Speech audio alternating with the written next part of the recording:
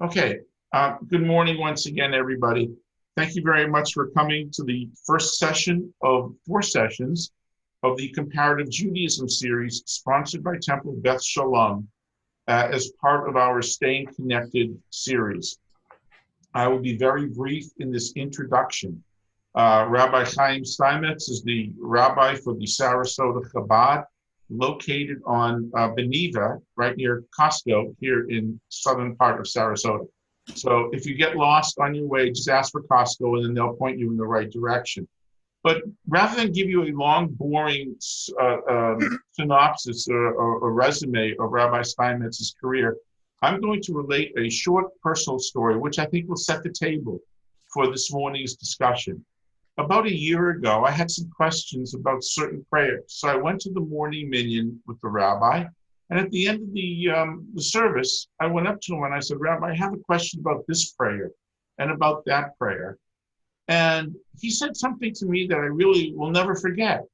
He said, you know, Marshall, it's not so much whether I have the answers, it's that you have the questions. And when you stop and think about that a little bit, that really sets the stage for what this conversation is going to be all about today.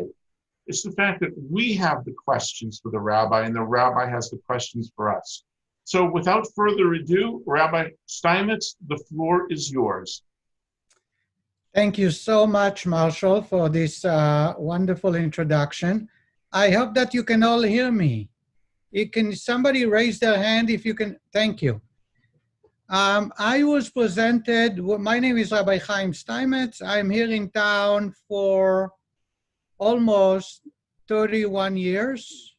I am the senior rabbi. There was a time I was the senior rabbi and the youngest rabbi. I cannot call myself anymore, I'm getting old. But I love to serve this community. I moved here from Los Angeles after serving the community for 4 years in LA. Before then, I was in New York, and before then, I grew up in Israel. So you can assume that I'm not such a young man anymore. I was presented for this comparison Judaism with a list of about 15 questions. However, I love to hear other people's questions because it enriches my life. And therefore, I would like to keep my answers very brief. I would like to address the questions out of respect to the organizers and all of you who are attending, but I really am looking forward to the second part of questions and answers. Therefore, because I'm going to keep it brief, it may sound at times a little harsh or disrespectful to an individual or an organization. And I assure you, I had nothing of that in mind. I have the utmost respect for every human being. It is required by Jewish law, and for every organization that is created for doing good. And therefore, I have no right to criticize or to ostracize or to cause any ill feeling. So again, please forgive me in advance.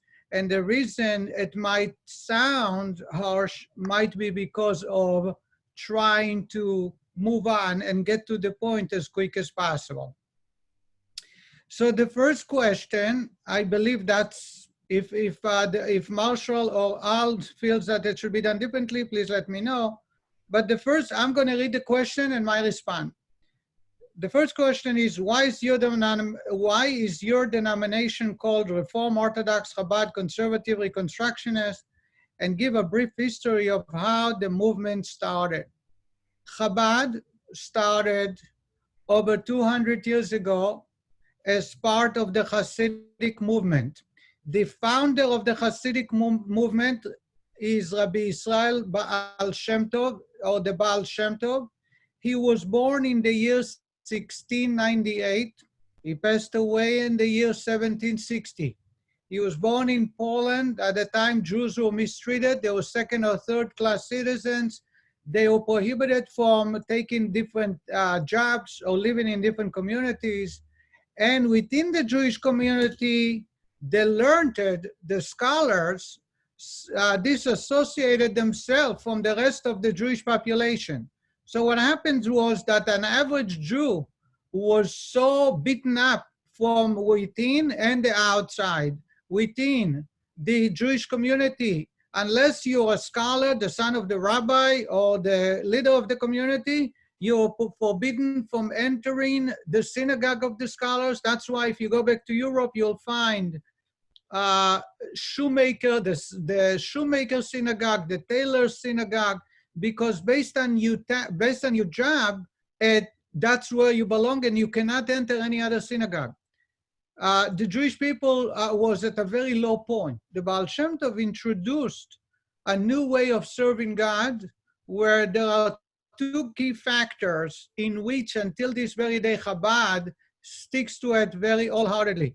And that is, serving God is not about the quantity, but the quality. It is about connecting our heart to God. So there may be someone who is studying a lot, there may be who's studying a little, there may be someone who performs a lot, there may be someone who performs a little. All we care is that the heart is in the right place. Therefore, there should be no barriers between Jews. The second point the Baal Shem Tov introduced is simcha. Joy, ivdu et Hashem besimcha, bo'u lefanav birnana, serve God with joy, is a condition. Without serving God with joy, it's kind of defeating the purpose. These are the two ideas that created a lot of animosity and a lot of opposition. It took few generations for it to penetrate and for the community leaders to realize it is the only ingredient that can save the future of Jewish people. Today, you won't find anyone, even those who call themselves mitnagdim. Mitnagdim means those who oppose Hasidic movement, who do not adopt the same traditions or principles. So the original opposition by the Vilna Gaon and many others have nothing to do with anyone who opposes Hasidic movement today, because if he would practice, any leader, any community member that practices Judaism the way they practice today, it is the Hasidic way. There is no way of today having a Jewish community that follows Jewish tradition without the idea of simcha and that every deed counts. The Alter Rebbe, this is the Baal Shem Tov. The Baal Shem Tov died in the year 1760. A new leader was taken over. His name is the Magid of Mezrich, or in Yiddish we call it the Mezrich Magid. He came from a town called Mezrich. He wasn't such a well person, so he did not live for a long time. After the Mezrich Magid passed away, there were 60 students who have decided that each one is going to be responsible for a section in Eastern Europe. One of them was, we call it the Alter Rebbe, or in Hebrew, Admur HaZaken, the older Rebbe, because the next generation named him that way. And the Alter Rebbe was the youngest of the 60. However, he was the most advanced in studying. He's the one who put together code of law by the Mezrich Magid, by the teacher. And he also is the one who codified or put together the principles of Hasidic teaching in a small book called Tanya, which revolutionized the Hasidic movement. The Tanya is the foundation of the Hasidic teaching. Anyone who is serious about Hasidic philosophy must go through the Tanya, including Satmar and the Turei Karta, those who oppose Chabad. They say they oppose Chabad from the 5th Rebbe, the 6th Rebbe, but the Alter Rebbe is accepted by all because it is the only, so to say, code or principles of Hasidic movement. The Alter Rebbe, the first Lubavitch Rebbe, who was born in the year 1745, and he died at the age of 1813. All the other Chabad Hasidim are all the direct descendants of the Alter Rebbe, and that includes the Rebbe, the Lubavitcher Rebbe, whom I lived through the time when he was alive. He is the 7th leader. There were 7 leaders. They all are, the Lubavitcher Rebbe's last name is Schneerson. Schneerson, as the name is, the son of Schneer. The founder of the Chabad Hasidim is Schneer Zalman Borochov. Borochov means the son of Baruch. That's the way they assign last names in many communities after the father. So the Alter Rebbe's name was Shneor Zalman Borochov. Now the Lubavitcher Rebbe and his father-in-law and previous, they all were named Schneerson after Schneer, the founder of Chabad movement. So that's how it started. The Lubavitcher Rebbe assumed the leadership in 1950 in Brooklyn, New York, after the previous Rebbe, his father-in-law, had died. He moved into United States in 1940. He escaped the Holocaust, and his father-in-law as well. Both came in within 6 months' time in 1940. 1950, the Lubavitcher Rebbe, the previous Rebbe, passed away. There was a very small community. The Rebbe assumed leadership, kind of being forced for a year. They tried and tried. Finally, he gave up and he accepted the leadership, but he says in his official acceptance speech that he's not going to make it easy for the followers, and the Hasidim will have to work together with them. He will not give them a break. And the Rebbe is the one who created an army, literally an army of youngsters whose mission is to spread Judaism across the globe. Today, Chabad is the largest Jewish movement in the universe. Chabad is the growing. No one is just the growing of a Jewish movement. Nothing compares to Chabad. It's not just the vision of the Rebbe, but actually what the way the Rebbe created and the system that the Rebbe put together. So this is my answer to this question. Let's move on to question number 2. By the way, if you have questions, write them down. I'll be very happy to address them. How is your denomination observed, practiced, and understood differently in Israel? The answer is there is no difference. I grew up in Israel. I moved to the United States when I was 17 because I want to spend time by the Rebbe. The way I practice here, the way I practice in Israel, I have family members who travel. Before the pandemic, I traveled to Israel at least twice a year because my parents both live there, and they are not that well, so I love to see them. In fact, I had to cancel a flight when it all started. I had a flight in April. I travel a lot to Israel, and there is no difference whatsoever between a Hasidic practice or Chabad in Israel versus United States of America. Number 3, who has the authority to change, define, or rewrite, modernize halacha, Jewish law? The answer is no one. I am only going to say the following. Halacha is my life, and any Jew is serious about Judaism. We have no right to change, as some of the questions later need to be addressed and will be helpful. I just want to add one more thing. In medicine, I'm just sharing with you a few principles. In medicine, you have a general practitioner, and then you have specific knee doctor, skin doctor, dermatologist. You have gastroenterologist for the stomach. You have one for the brains, for the spine. These are called specializers.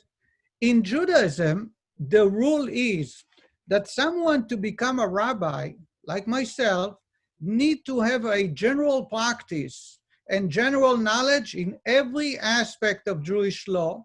And I went for testing before I received my ordination.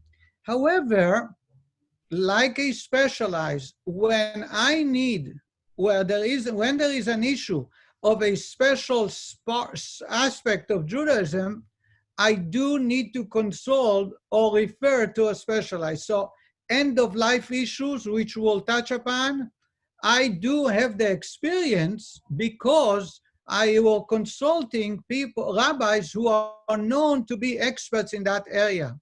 When I do about marriage, thank God I've performed many, many marriages, but at the beginning, in the first few ones, I did some in Los Angeles, I had another rabbi give me the details and look over the details. Divorce. Just the other day, I did a get for a member of the community.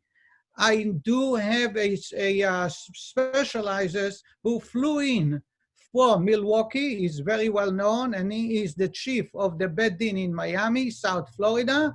He was flying in. He flew into Tampa. We found a location, and then we did it together. The reason is because that's a specific area of law, of Jewish law, where a rabbi who practices general rabbinic day-to-day life should consult a specialized. So these are issues that I deal with on every day. I should also warn you that Google is not considered a rabbi. There are many people who argue with the rabbi because Google said so. I tell them, let's have this discussion on Shabbat when you cannot ask Google. So whenever we have these debates, I right away, when I see that they know, but they don't know what they are saying, I ask them, did you consult Rabbi Google? If they say, yeah, I say to them, let's forget everything you know and let's sit down over at Shabbat and have this discussion, because on Shabbat you cannot use Google. I also want to share with you that there are rules that you apply. I think it's very interesting to understand. As a rabbi, there are many, many rules. I'm just going to share with you some that you might know, some that you don't. For example, you have Sephardic and Ashkenazic Jews. So when someone asks me, can I use a peanut butter on Passover, kosher peanut butter? I ask him, who are your parents? Where are you coming from? Because if it's a Sephardic Jew, they did not accept the prohibition of Ashkenazic Jews. Ashkenazic Jews, it's forbidden, just like leavened bread. It's the same, it's forbidden. There are many other traditions that Sephardic Jews might be more strict, Sephardic Jews might be more lenient. It all depends on the situation. Another rule would be minhag avotenu. Jewish tradition is all about tradition, and you can hear about it a million years. We need to understand that our tradition that Tevye is singing is not just a play. It is for real. When I follow my Jewish heritage, it is because of my parents' behavior and their parents. Otherwise, we can ask and question almost every way we behave. I should tell you that today, thank God, in the prayer book, we have prayer books with English instructions. Yeah, or stand up here, sit down over here, skip that on a certain day. When I moved to town, the prayer books we used were just like from Israel with English translation. Countless times people would say to me, how do you know? Who told you that you have to stand up here? Why on a Thursday you skip this? Why today is no Tachnun? You skip few pages of prayer. Who made you? And I would say to them, that's the way I was raised. There was nothing I can do because I couldn't open up the book in Hebrew. There was no translation. Today, thank God we have the Siddur. Everything, it comes with instructions, which makes it a lot easier. But my own children constantly are raised without those, so to say, support and help, because they need to know, and every Jew should know, it's all about tradition. Why is it important? Because if my father practiced a certain way, it is forbidden for me to change anything, to alter. So someone comes from Europe where they did it. There are some differences in prayers on holiday. For example, there are some additional reading on holidays. And I had that or I did not. And some people are different. By Jewish law, you must follow your parents' tradition. Minhag avotenu beyadenu, minhag Israel Torah. The tradition of the Jewish people are like part of the Torah. I just want to add one more example. In Judaism, we need to know the source and the origin of every behavior. So some are Torah edict, some are rabbinic. I'm not going to get into different examples. You know what? I'll show you examples. Mixing meat and dairy is a Torah edict. It's a prohibited in the Torah specifically. Lo tevashel gdi b'chalev imo, and it appears the same text 3 times to teach us, don't cook them together, don't eat them together, and don't derive any financial benefit. The rabbis added no mixing chicken and meat, I'm sorry, chicken and dairy together for a good reason, and it's part of the Torah. Anytime someone does not keep the separation when it comes to chickens, to fowl, it is forbidden, and the punishment is the same as meat. However, we need to know where it came from, and the reason is safek. Safek means when in doubt. When I am not sure if this was milk, cow's milk, or it was an almond milk, something that is non-dairy. If it is, these are the rules that apply, that if it is a Torah prohibition, when you have doubt, you have to be strict and treat it as if it is forbidden. However, if it is rabbinic prohibition and you have no way of finding out, then you go and become more lenient. You are allow it. And that applies in many, many aspects. So these are rules that apply in every aspect of every facet of our daily life. And I just shared with you. So halacha never change, will not change. And I'm very proud to live by the halacha. Number 4. Where does Torah come from? Sinai, historical, analytical, written by someone. And I'll explain revelation in new movement. To me, this is a simple answer. Torah mehashamayim, the entire 5 books of Moses, the writings and the prophets, which total 24 books, are all given by God. They were developed over time, but they are considered the word given directly by God. That includes the oral Torah, what we know as Mishnah and Gemara. We have 2 types of Gemara. We have the Babylonian Gemara and we have the Jerusalem Gemara. Both are given by God and the rabbis codified it. According to Jewish law, if you open up Maimonides, he writes that anyone who says that one word or a letter in the entire written or oral Torah is not given by God, I don't want to use the language, but he uses a very harsh language. So as far as I'm concerned, it's all from God, because to me, otherwise I would be wasting my life. Number 5. How does your movement differ from the others? And my answer is actually, I don't know. Because we in Chabad movement say that everyone is a Chabadnik in potential. It's all about real or potential. I think that I'm going to speak about the way we are, and not to exclude any other organization. But for us, respect of every human being, male, female, Jew, non-Jew, regardless. When God created man 2 weeks ago already in the Torah, he created man in his own image and likeness, and therefore we must respect every human being, regardless of what he believes, regardless of who he votes for, regardless of what he think of me, regardless of what he do. He is a human being that God needs in this universe, otherwise he wouldn't be around. Therefore, we respect for everyone, regardless of membership, regardless of attitude or agreement or disagreement. We respect every human being. That's the core of what Hasidic movement is. I can only add one more thing, and that is simcha, joy. We have the same challenges as every other human being. We all, as everybody else has a full plate, we do too.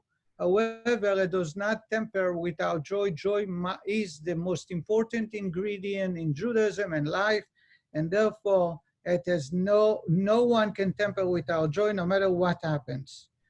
Again, I want to preface again that all Jews are equal and all humanity are equal is one of the principles of the Hasidic movement, and it applies at all times to all people. Number 5. How does your movement differ? I said. Number 6. How would someone know what movement your congregation represents by walking into it? during services and outside of services? My answer would be the way I'm dressed. I'm dressed like a chassid.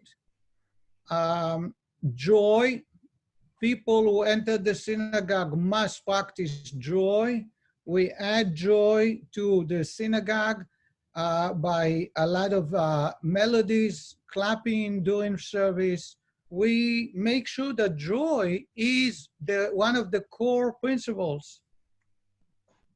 And finally, everyone gets the same treatment. You don't have to be a member to enter, to participate, or to get the rabbi's time. Everyone is always treated equally. If they are members or not, it is secondary and doesn't come to mind. Number 7, how was your rabbinical training different from the other movements? What are you required to do or not allowed to do that other rabbis may be permitted to do? So I'm going to talk about 3 points very quick. I am ordained as a rabbi. However, the ordination is so non-important. It's not even second. It's all the way back there. I was raised a chassid.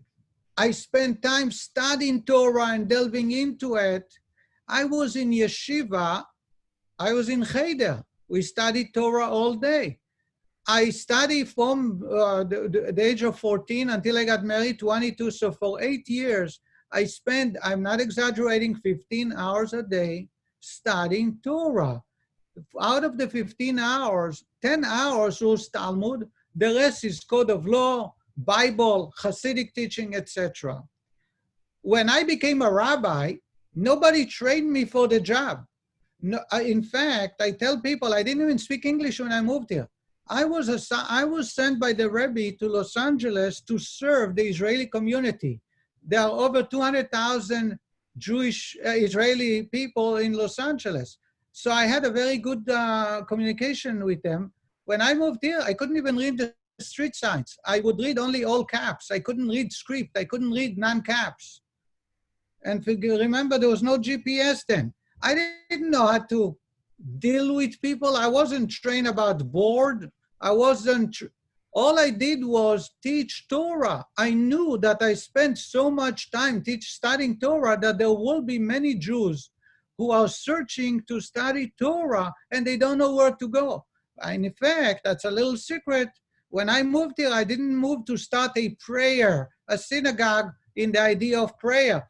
All I wanted is to teach Torah.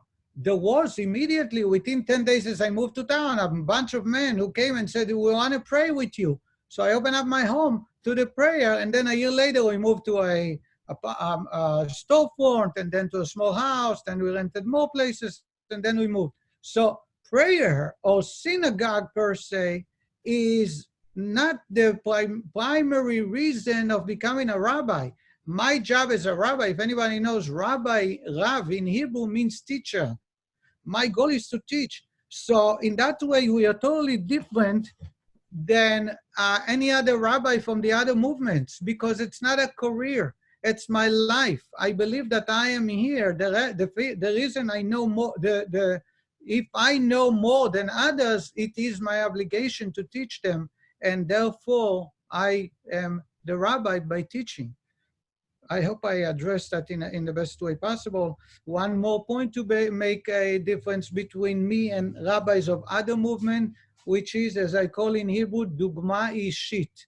Dugma ishit means I have to practice what I preach. It is impossible for me to talk about kosher and end up eating non-kosher. It is impossible to live in an hypocrisy about preaching Shabbat and then end up violating Shabbat. It's not, it's impossible.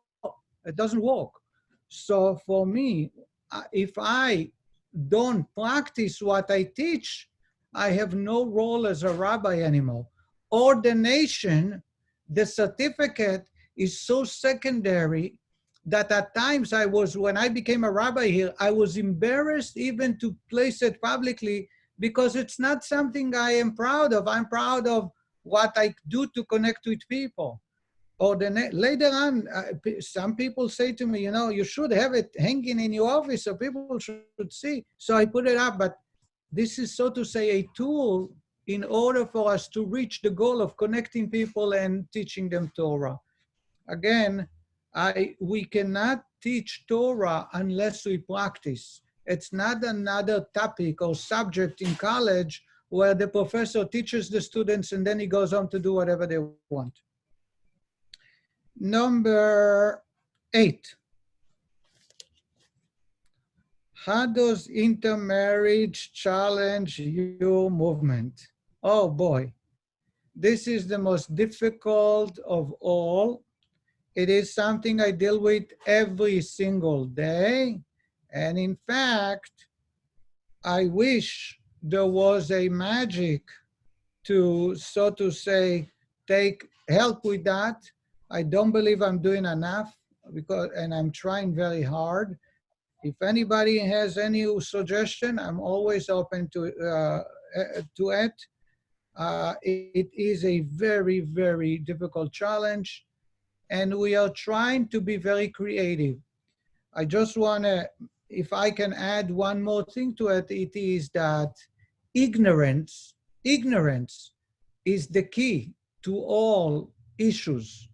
If people were to spend time studying, taking Judaism seriously, I believe this issue will be mitigated at least or totally avoided. This is a major issue, and my goal is to teach the youngsters and make sure that they know full well what being Jewish is, so hopefully they make the right choices. Number 9.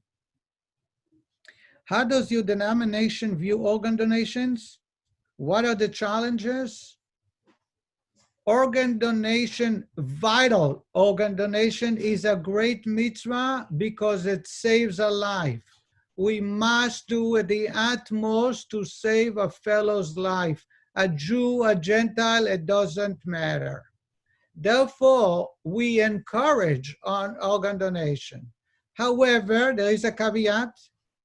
The time of harvesting the organ is a very crucial moment, because if a person is already dead, at that moment it's impossible to harvest that body part. It will have no use. So it has to be the moment the person dies. Now, you need to take into account that taking it a second earlier or 5 seconds earlier will cause the person to die. Hastening the demise, hastening the end of life is akin to murder. In Judaism, there is no difference between killing a child, an elderly person, a person who is limited, or someone who is not going to see the next sunrise. It doesn't matter. Life is valueless, and therefore ending a life of someone at any stage is equally forbidden. So that is a very touchy point. The suggestion I have is that when you write that document, I forgot there is a legal document for organ donation, you add that a rabbi should be consulted, or there is the OU, the Orthodox Union, there are other organizations who have put out halachically acceptable organ donation allowance. So as I told you, this is the sticky point for a heart, for liver, for other body parts. The moment of harvesting it has to be at the moment when the person is no longer alive, which is a very, very crucial point. Number 10, I'm sorry. What is your movement's view, challenges, and commentary on LGBTQ community? Would someone in your community who comes out as being gay or transgender be accepted and or challenged by your movement? Oh boy, we love everybody. And what people do or believe in is none of my business or anyone else's business unless they ask for your help. By Jewish law, any of those lifestyles are prohibited and unacceptable. However, criticizing, ostracizing, humiliating, kicking them out, forbidding them for participating is as forbidden by the same Torah as their lifestyle. So there are plenty of people in our community who came out. There are plenty of people who practice it. If they are to ask me, I'll say to them, this kind of behavior is unacceptable. But I respect them, I invite them, they participate, and they are part of every activity and lifestyle event that takes place in our synagogue. There is no difference, because putting them aside and saying you're bad or saying that to them you're not acceptable is forbidden too. You have no right. God did not assign me to be God. It is not my place. I have a responsibility for myself and I have plenty to correct. I have no right to push away someone. Just to add on a side note, that I don't know if you understand, but in Jewish law, there is a difference between man gay versus female lesbians. Gay lifestyle is prohibited. The actual sexual act has a very harsh words in the Bible. Lesbians is not forbidden in the Torah. It does not appear anywhere. So if a couple of female lesbians, now you see how Jewish law mistreat men. Because for female, it's not even forbidden unless one is cheating on a spouse. I'm talking about two single women who choose to share a life together. You won't find in the Torah any prohibition. Gay lifestyle is very prohibited. Actually, the words as I don't feel comfortable sharing out of respect for everybody, but the words appear in the Bible are very harsh. Okay, I said enough about this. I hope I covered the topic all the way. Number 11. Is there a difference between a men and women and non-binary people are defined and are treated in your movement? Of course there is difference. What do you think? So here it is. Let's start with the simple one. Women are always in charge. At the home, the wife decides everything. When I wanted to be appointed as an emissary of the Rebbe in this community, I wrote to the Rebbe before in the letter that it is with the agreement of my wife. In addition, I added stipulation that if within 6 months my wife do not find it comfortable to live here, we will move out. In other words, and my wife signed the letter. That's the only way the Rebbe will allow someone to become an emissary, only when the wife said she agrees. So in the Jewish home, in tradition, the way I was raised, both grandparents, both were Holocaust, one was Holocaust survivor, the other one came from Russia at a younger age. But the wife, the mother, is always the go-to. She is, as in Hebrew we call it, akeret habayit, the foundation of the home. In the relationship between me and my wife is in charge. That's the way my rabbi taught me when I was about to get married. That's the way I teach young couples that I marry. Thank God 5 of my kids have got married, 3 of them are boys, and I made sure that they know that what they saw at home is not something not only to copy, but something of an essence. So the women throughout the day and in every aspect of life are always in charge, and thank God for that. I'm very proud of it and I'm very happy. So men, unfortunately, were looking for a place to run the show. So what did they do? They created a synagogue. It's a segregated place where they go together to pray. Now the rabbis, when the enactment of a synagogue came to play, said that the men and women should be separately when they serve God, when they pray to God. So women don't get an aliyah, women don't count to a minyan, women don't lead services. However, services is not a Jewish law. In the 613th commandment, you will not find a mitzvah to build a synagogue. Synagogue did not exist at the time of the temple. On Yom Kippur, no one went to synagogue. On Yom Kippur, everybody stayed home and read Psalms or studied Talmud. There was no synagogue. Synagogue is crutches for men who needed to make sure that they are still connected to God. And now it became the focal point of Judaism. And if you're not a member, you're not part of the Jewish community. And if you are not counted for a minyan, you're not part of the Jewish community, and you're mistreated. I have some news for you. Grew up in a house of 7 children. I'm the oldest. I have 2 siblings. We are 3 boys and 4 sisters. All 4 sisters. One is very modern Orthodox. The rest of them are Hasidic. They are not rabbis. They are not married to rabbis, so to say. Their husbands, some of them have an ordinance, but they serve. One is a computer science, the other is an accountant, the third one is work as a mashgiach for kashrut. My sisters are example of people who grew up in a very secular universe and they never felt mistreated. I feel I have to address that. This is not something I'm trying to appease because this is life. When you experience the Jewish life, halacha life, suddenly you realize that synagogue is as I said before, crutches. It's something to assist men in their connection to God. Women are way more spiritual. Women are much better at making decisions and make sure that God is pleased. They know what's right.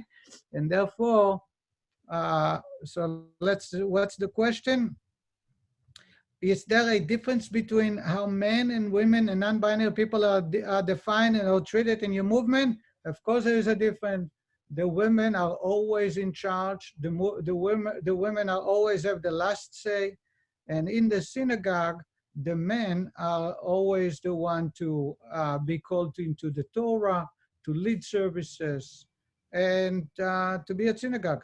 By the way, my mother never attended synagogue. She was busy raising children, and she was way more connected to God by raising children. By the way, today all movements realize that just making synagogue in a temple or in a synagogue will actually make us lose the future of Judaism. A lot more can be said, but I hope I can summarize it. Let's move on to 12. Marshall, am I good or should I stop? Rabbi, why don't we just do number 12 and then we'll open it up to the floor, please, because we're getting close to the time limit. Thank you. Is there a difference between ritual and ethical law in your movement? There is no difference. Only difference is when it comes to asking for atonement, for forgiveness. Bein Adam lamakom, between man and God, Bein Adam lachavero, between man and his fellow friend, are all given by God and must be treated equally the same. The difference is if I offended God, I can ask forgiveness immediately and God grants forgiveness immediately. When it comes to a fellow man, if I cursed somebody, offended somebody, took away something, without forgiveness from the fellow man, there is no forgiveness by God. And that's the only difference I can think of between ritual and ethical law. Marshall? Rabbi, thank you very, very much for that insightful and very, very engaging talk. I just learned that obviously my household has some Chabad blood in it because my wife is in charge and has been in charge since the day we got married. So we have a kinship, Rabbi, and thank you for explaining why I've been lost for all these 38 years. If anybody has any questions, please feel free to unmute yourself, raise your hand, whatever you have. Everybody here has the power to be able to unmute themselves. We have a few more minutes left, so I'm sure that there must be a question or two for the rabbi, and I don't want to pick on somebody. So, yes, I see a question from Jay Stonehill. Can you please unmute yourself? Yes. There we go. What's the position of Chabad towards the Mashiach, and is the Rebbe, the late Rebbe, considered the Mashiach? Chabad's position is the Jewish position that one of the 13 principles of our faith is not only we know Mashiach will arrive, but we have the requirements to await his arrival. Achakelo bechol yom sheyavo. I must await his arrival every single day. In the prayer, anyone who prays 3 times a day, you ask for Mashiach over 100,000 times a year. Et tzemach David avdecha merat atzmiach. Please bring David. Yerushalayim ircha berachamim tashuv. Return back to Jerusalem. We are asking for Mashiach all day long. Chabad's position is that if you follow Jewish law, in every generation must be a person who is a candidate to fit the criteria of Mashiach. It was 1,000 years ago, 100 years ago, and today. The criteria was perfectly matching the Rebbe. A man who cared about the entire Jewish people, a man who was able to, so to say, motivate an army of youngsters to reach out and connect with Jewish people and bring them back. And therefore, I believe many in my generation, many of my fellows do believe that the Rebbe is potentially Mashiach. This was until the Rebbe passed away. Unfortunately, in 1994, the Rebbe passed away, so it changed everything. Let me look around and see if there are any other questions raised, any other hands raised. If not, I may jump in with the question. Okay. Anybody else have a question before I jump in? Nobody from South Africa with a question. Okay, that's good to know. We don't like their questions anyways. Okay. All right. I have a question. There was a Netflix series or a series, Unorthodox, and I don't know whether you saw it or whether you didn't. I know that there was a conversation, I think, sponsored by the Federation with a Chabad rabbi or Rabbis, and I don't recall, I wasn't able to attend that. But if you could kind of comment a little bit on what you think the media's portrayal of the Hasidic movement is, fair or unfair? All right, so I don't know what you're referring to. The movie is Unorthodox, right? You refer to. I did not watch it. I really don't know. We felt that to balance off, there should be a Hasidic woman responding. And there was a Rebbetzin from Binghamton, New York, and she kind of was had a presentation sponsored by Federation. I really don't know. If you can talk to me about details, I'll be happy to address them. I can't say that the media is portraying Hasidic in disrespectful, because it depends on the situation. I really don't know. I can't address it unless I know what specifics are. Okay, well, I will be specific right now. With what's happening in New York, do you think the media is giving the Hasidic movement in Brooklyn a fair shake, or do you think the media is being biased with respect to what's transpired in Brooklyn? I am going to respond in 2 ways. One is I totally disagree with anyone who is taking the pandemic lightly, and I think that it's stupid. And I will not allow anyone in our congregation or my family unless they cover their face. Covering the face with a mask should not be a government, so to say, mandate or law, but it should be common sense. Unfortunately, not everybody has common sense. So I am not here to condone their behavior. I need to make sure this fine print beforehand. Someone who feels that they should not be wearing masks endanger themselves and others, there is no place in Jewish law for that. Totally unacceptable. However, having said that, the media as well as the authority are acting in every part of the ways anti-Semites do. And I have the proof. Yesterday, there is a video that circulates where a New York city police officer was assigned to cite a day school in Flatbush for remaining open. The school is locked, and she's writing the citation over, standing in front of the locked gate. So happened the principal, the dean, was there doing administrative work, and he opened up the fence and he allowed her in the entire building. I have the video, I'll be happy to share. And he said to her, "What are you citing?" She says, "Well, I was ordered by my supervisor to leave a citation for you guys being open." He says, "It's not open, the doors are locked, there's not a single student here." And she was kind of, she begged him not to video, and he said, "I'm sorry, we'll see you in court." What is happening, and the proofs are beyond. The media is not just biased, there are signs of anti-Semitism. The New York City mayor guilty of the same crime, and there are many, many ways to prove it. I'm sorry, as harsh as the reality is, it is the reality in the year 2020. When you have a policeman handing over masks in Queens, and the same time in Borough Park handing out citation, that's called anti-Semitism. When you have a BLM, Black Lives Matter, and the city mayor says we have to attend, we should go to demonstrate, and at the same time he goes out in Williamsburg and says you cannot have a funeral or a wedding, that's called anti-Semitism. Thank you for that. I'd like to turn the microphone over to our president, Eric Faber. So Eric, you're up. Good morning, Rabbi Steinmetz. Welcome. Good morning. Thank you. I've had the pleasure of meeting you a few times, and it's great to have you with us this morning. I just wanted to say that on behalf of our congregation, I'd like to thank you so much for participating this morning. I feel that in these troubling times, especially with the rise of anti-Semitism, it is extremely important for the Jewish community all to stand together. So it is really a great pleasure to have you with us today.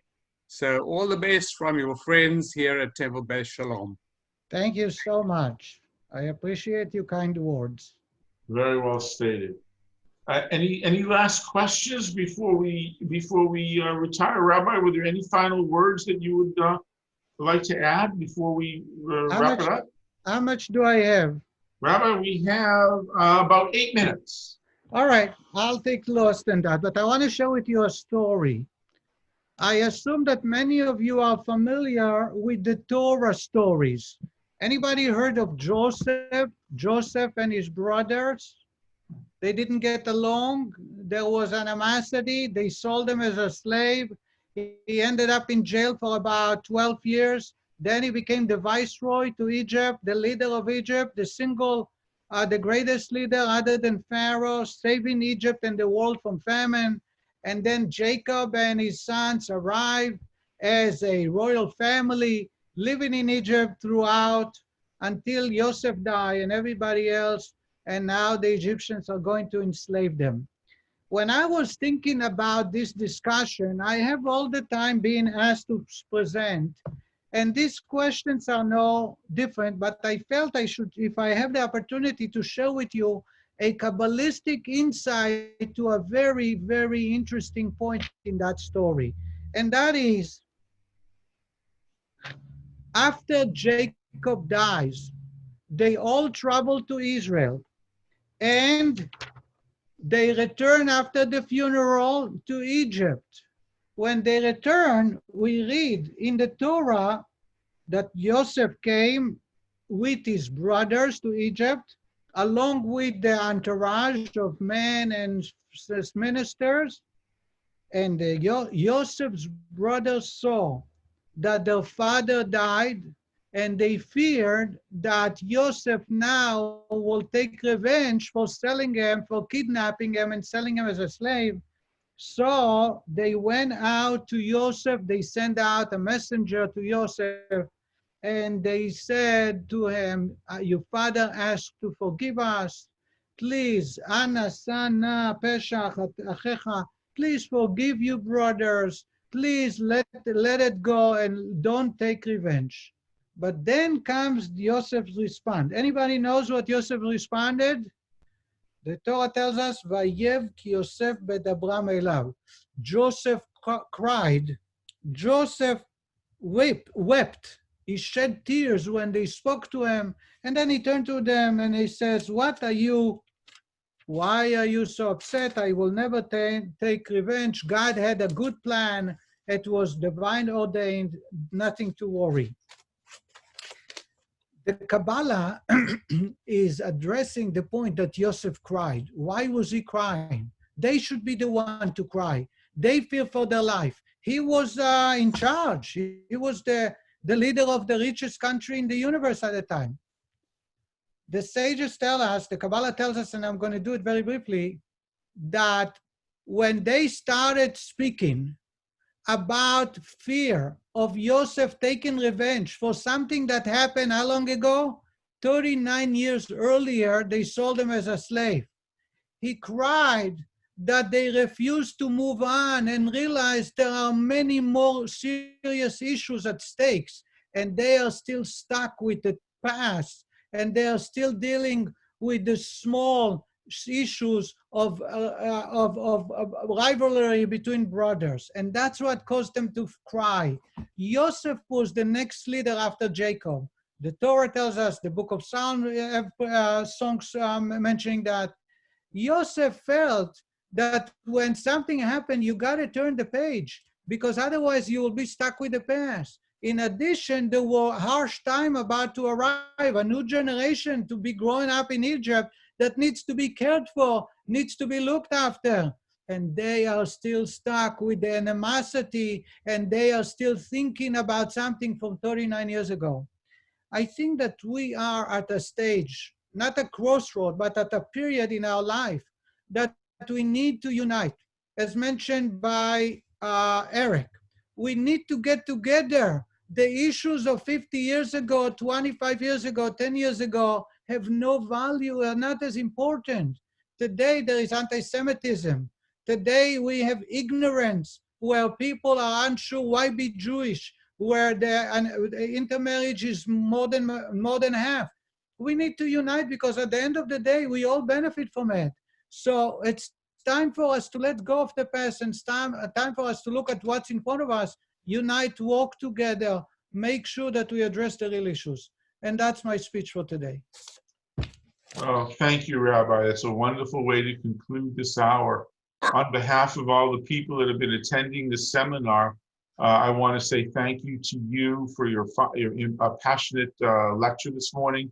A special thank you to Elliot Korn for being the TBS Zoom master, Joel Service for doing the recording, and of course to Al Tridell for organizing this series. I'd like to remind everybody that next Thursday, 10 o'clock, we will have the second of our series. Our speaker will be Rabbi Michael Sheffrin from Temple Emmanuel. We hope everybody will attend. Thank you very, very much. And if there's anything I left out, just shout out. But if not, we'll just bring this to an end. Rabbi, thank you very, very much. I thought it was wonderful, inspiring.